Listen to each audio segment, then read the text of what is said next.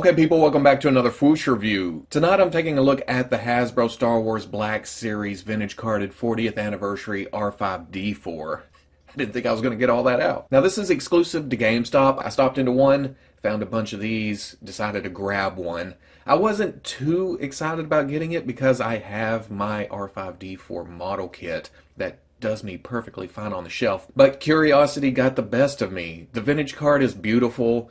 The figure looks pretty good for what it is. When I bought it, I didn't know what was going to happen when I got home. Is it going to go on the wall? Am I going to display it? I do have plans to keep a couple carded, but not the whole series. Will I open it? I don't know. I'm still deciding that as I record. Now looking at the package, like I said, it's vintage carded. It's got that nice look to it. It's huge, but we're all bigger too, so it kind of works out, you know? We got bigger, we got taller, we got older.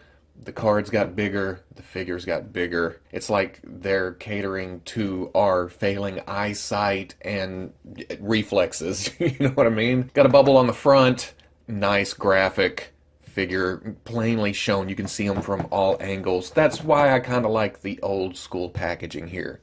Yeah, it's a little bit easier to get mangled, which we'll look at it here in a second, but there's just something to it. Maybe it's nostalgia for me, and it may not be for a lot of other people, but for me, yeah, there's a nostalgia factor here. On the back, it shows the other characters in this series, both Wave 1 and 2. It's got the early bird pack that comes with Darth Vader, and then down here a bunch of legalese, a little bit of unreadables. Probably says something like, yeah, we caught you with the vintage card, but for some, that may be a bad motivator.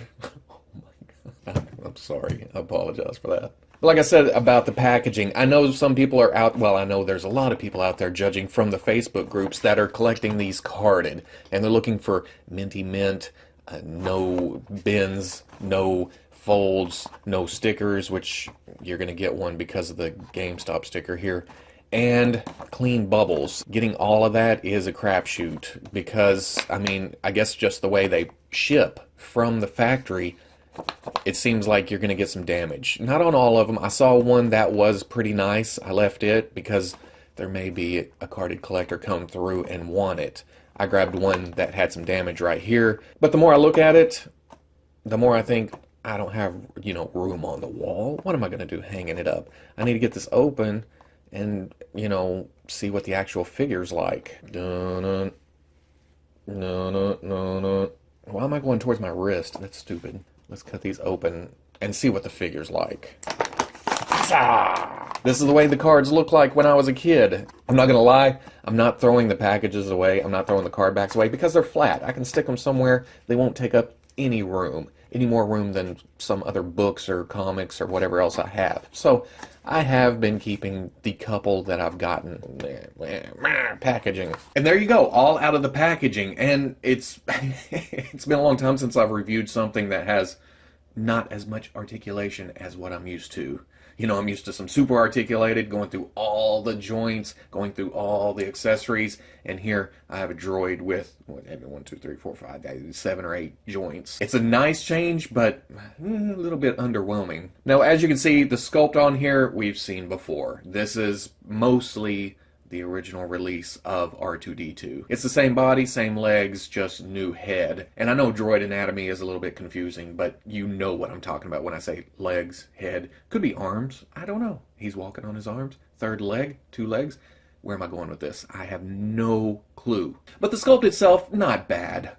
For what we've seen, we're used to this with the R2, and me saying it like that, this is what we're used to with this line. It's not a great thing to say, I know, but this is what I expected. It's no surprise here. But the paint is surprisingly nice. I like the oranges, I like the blues, I like the little holographic things that's going around the bottom of, or well, around the neck, I guess you could say. And I know that's not paint, but it's a nice little addition. It's a little added something. And then there's a little dirt wash over the whole figure. It's not as dirty as it could be, or as it was in the movie, but a little added dirt is not a bad thing.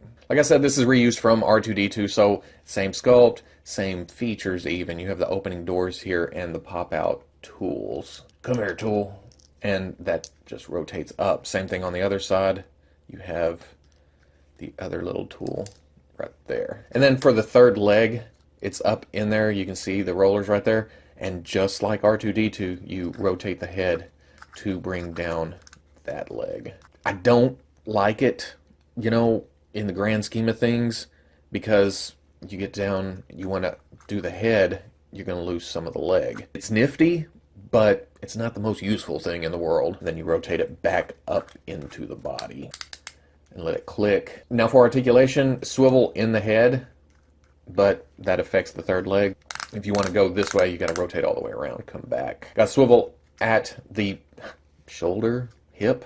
What is that? Who knows? That goes all the way around. You have a hinge at the ankle or wrist, whichever way you want to think about it. And then once you get the third leg out, there's also a hinge right there on that. And then all 3 feet have wheels on the bottom. Here's R5-D4 with the original Black Series R2. Now this is the original release. This isn't the 40th anniversary re-release.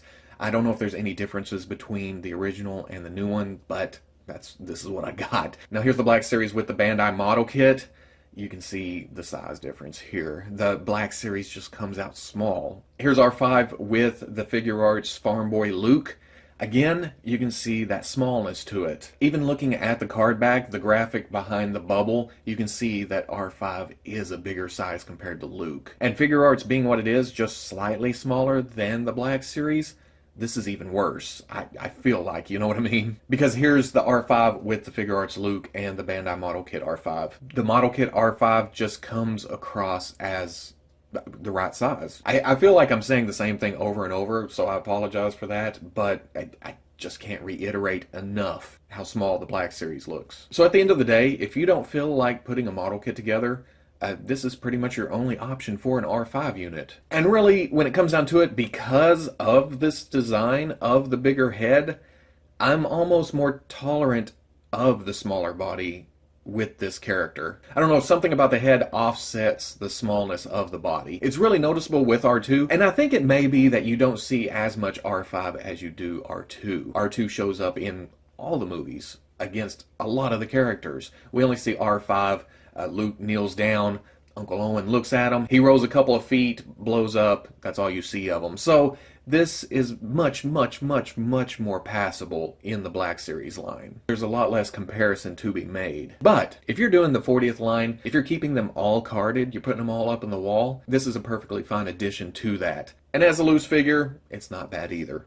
But it's not the Bandai model kit. The model kit size is better, the details are sharper. You do have to weather it, but you can put as much weathering as you want on it. Of course, if you're going to do that, you could also do that to the Black Series. You either have the model kit or you have the Black Series, whereas with R2, you have several options. More than several options, actually. If you're at Gamestop, get it.